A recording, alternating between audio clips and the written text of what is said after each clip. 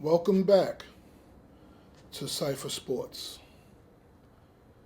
This is Season 1, Episode 2. If you're here again, that means something registered. Not excitement, recognition. Cipher Sports isn't highlights. This isn't a debate.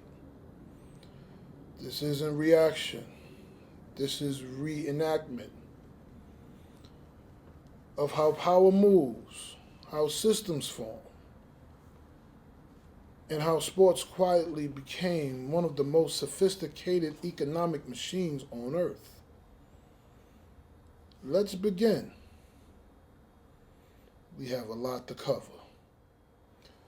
There was a time when sports were not industries. They were local, informal, unstandardized. Rules changed from city to city. Records were inconsistent. Players had no lasting identity beyond the moment. Because of that, nothing scaled. Long-term value was none. No institutional trust.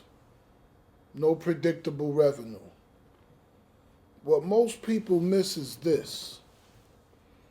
Sports didn't grow because athletes got better. Nah, not at all. Athletic peak is a variable. Infrastructure is a constant. You don't invest in variables. You invest in constants.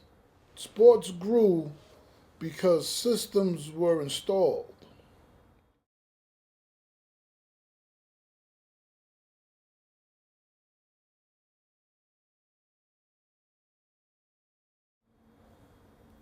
Standardization did something revolutionary. It made sports repeatable. Once rules stopped changing, leagues could form. Once leagues formed, schedules emerged. Once schedules existed, seasons were born. And seasons created something more powerful than entertainment. They created expectation. Expectation is the foundation of monetization. You cannot sell what cannot be predicted. This is when tickets mattered. This is when contracts mattered.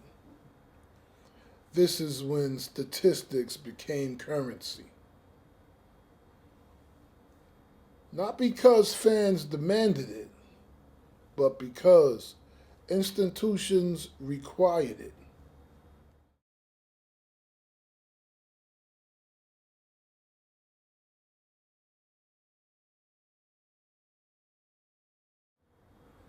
Next came identity.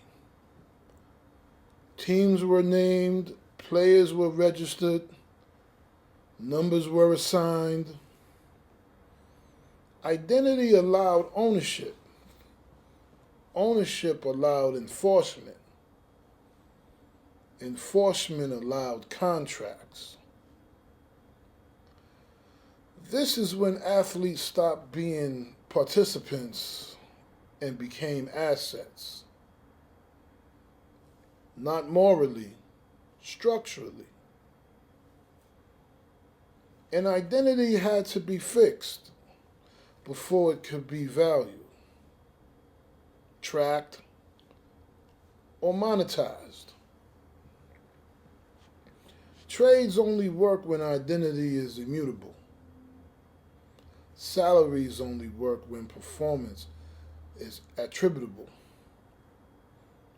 Media rights only work when content is controllable. Every one of these advances required rails. Identity, governance, settlement.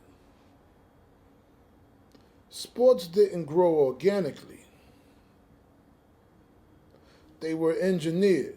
You see, once sports had systems,